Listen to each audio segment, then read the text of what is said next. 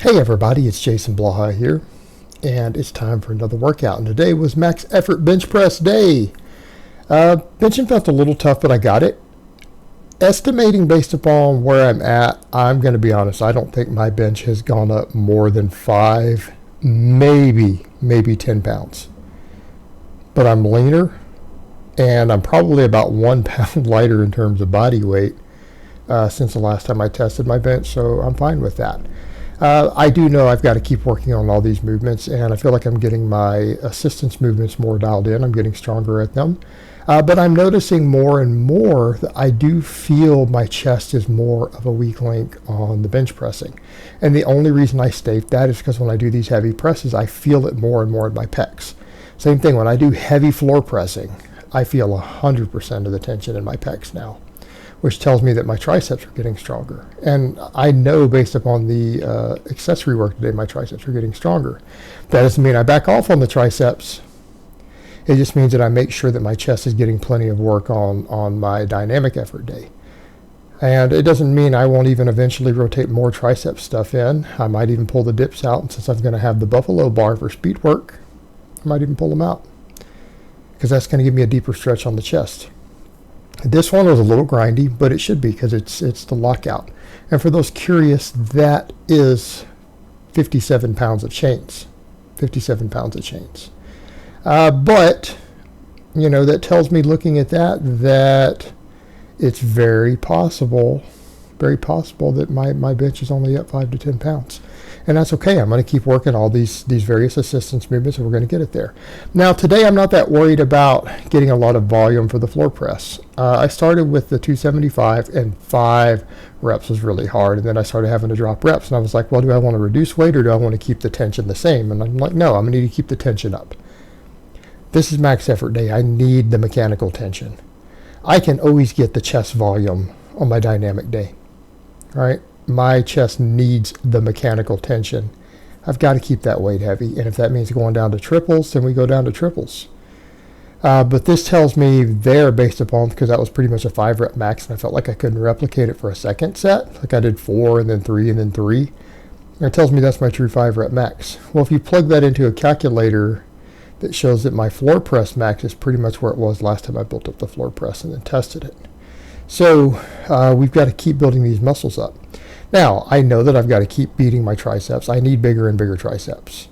Even though I feel like my chest is becoming more and more of a limiting factor on my bench, I'll keep addressing that with my training, right? We'll keep addressing it with the floor pressing. We'll address it with the bench training.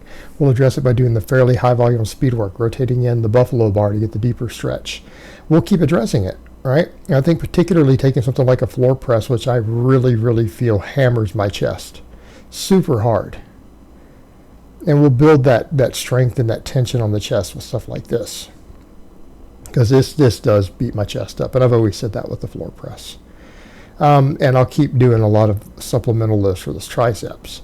So I'll get it there, but I just have to accept the fact that I'm not gaining body weight, and I'm an advanced lifter already, and the bench has never been structurally my best lift. I'm just not gifted at it. So we just keep pounding away. We keep pounding away at the rotating the max work, putting in the quality speed work, things like the floor presses now. Get my floor press up, that'll help, so that I get that extra power out of the bottom. Because people will say, oh, the floor press is a mid-range exercise. I touch my chest on the floor press, so it's not mid-range for me. But I do know that I need to keep growing my triceps a lot too. I'm not going to back off there, because we know that from looking at me, my arms have always been a weak link in general, and the bigger triceps will help it. Now, the other thing that I'm doing is, since my lats grow so easy, but my upper back isn't always the best, my lats are big. I need all this support musculature for the bench. And there are a lot of coaches who feel like the upper back is extremely important for the raw bench.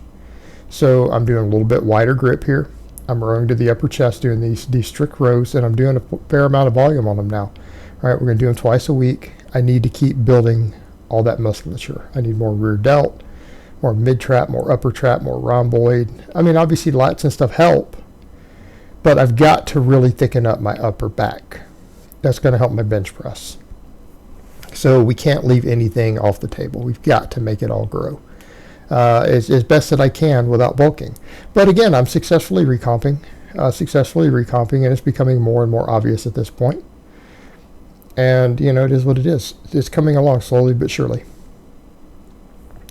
So keep progressing with that. Keep the diet on point. And keep the extra conditioning I'm doing on point. The farmer's walks and stuff are going to help.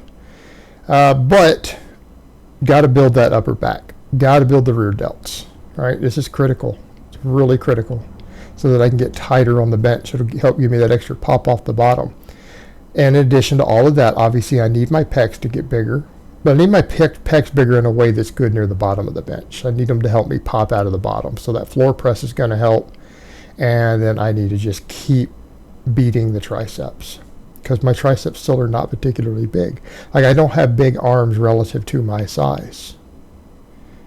You know, most people realize that things like my legs, my back, all of that's well developed. But even those need work, right? Those need work. My quads need more work. My quads need work. My rectors need work. So again, this will help.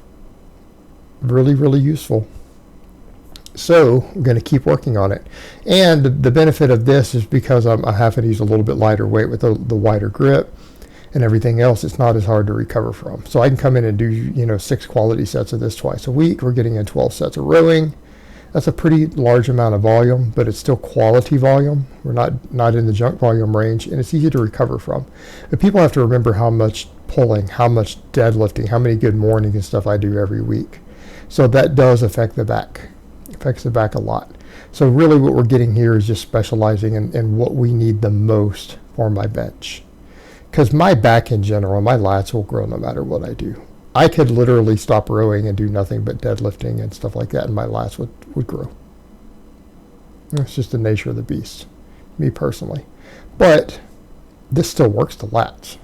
Then we did these skull crushers with chains, and I've gotten stronger at them. This first set was my warm-up, so it seems like it's only, I only did like 11, but then I started doing sets of 15. All right, I've gotten stronger at this.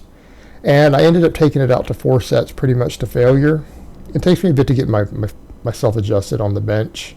But I felt these, and I feel like these are going to be valuable. I'm almost at the point with these, because these feel so good with the chains, I'm almost debating rotating the dips out on my speed days and just working these with bands, because I'm doing 9 sets of speed bench. That's probably going to handle my chest, particularly when I go to the Buffalo bar.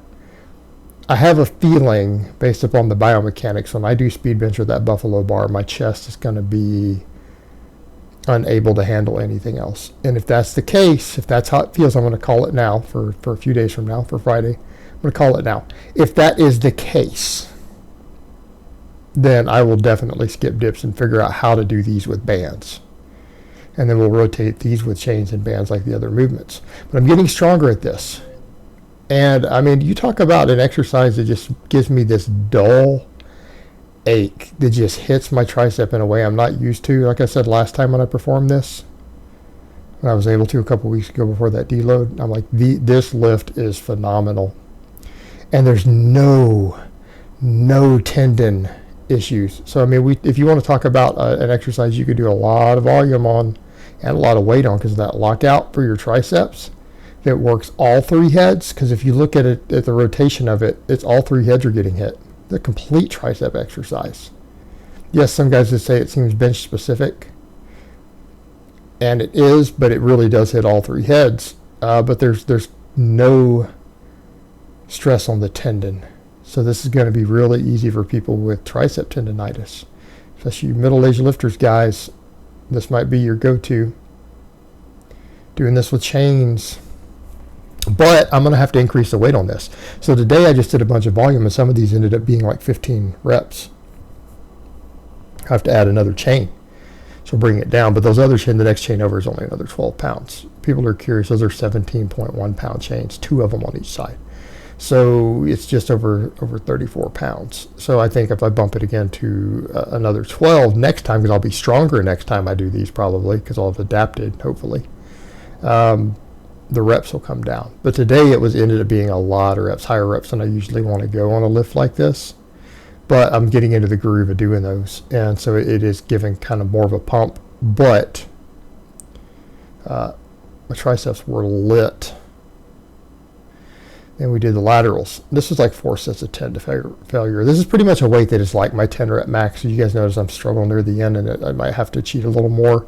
And it's just because I'm pretty much hitting failure. And I think maybe the last set I've only got 9.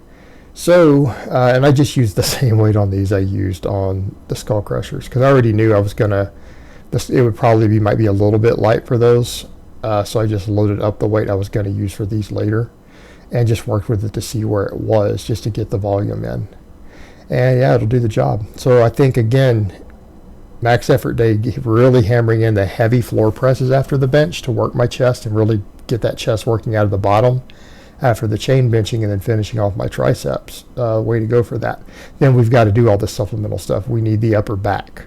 We need the delts. We need the traps. We need to do the hammer curls to build the rest of the arm musculature, so that I'm thicker down near the elbow with the brachialis and radial brachialis and bicep to help get that extra pop out of the bottom on the bench.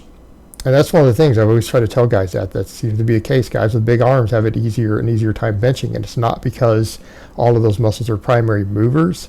It's that when you build up those muscles on the opposing side of the arm, where the bicep and brachialis and all of that is, when you build all of that up, it creates a cushion of muscle that can help spring you out of the bottom a little bit. Right there at the elbow, giving you that extra tension. And it literally might be worth 5 pounds on your bench. That extra inch of arm might give you 5 pounds on your bench, not through muscle strength, but just through creating a spring-like effect, right? So there is something to that logic, that bigger arms in general increase your bench press, even though we don't think of it as an arm exercise.